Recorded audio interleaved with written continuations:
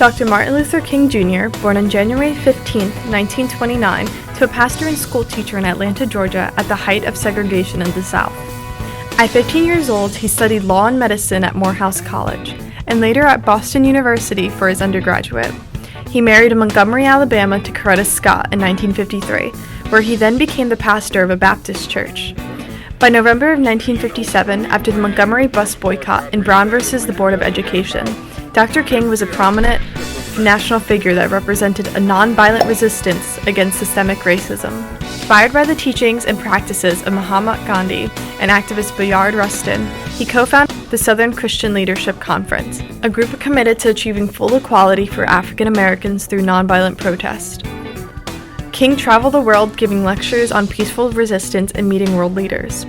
Arrested for his involvement in the April 12th protests, King penned the Civil Rights Manifesto known as Letter from Birmingham Jail in defense of civil disobedience. He worked with other civil rights figures to organize the March on Washington in August of 1963, a rally to bring light to racial injustices. On the steps of the Lincoln Memorial, he shared with the world his iconic and moving I Have a Dream speech, to share his vision of a nation that truly lives by the words of our founding fathers. That one day, this nation will rise up and live out the true meaning of its creed. We hold these truths to be self-evident, that all men are created equal. By 64, he was the youngest person ever to receive a Nobel Peace Prize.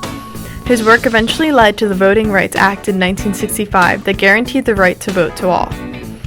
On April 4, 1968, Martin Luther King Jr. was assassinated while standing on the balcony of a motel in Memphis. This was not the end of the movements he aspired, nor the work he dedicated his life to.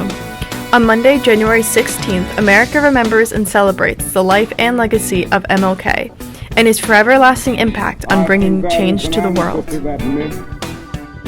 And it is that time is neutral. It can be used either constructively or destructively. And I'm absolutely convinced that the forces of ill will in our nation, the extreme righteous in our nation, have often used time much more effectively than the forces of goodwill.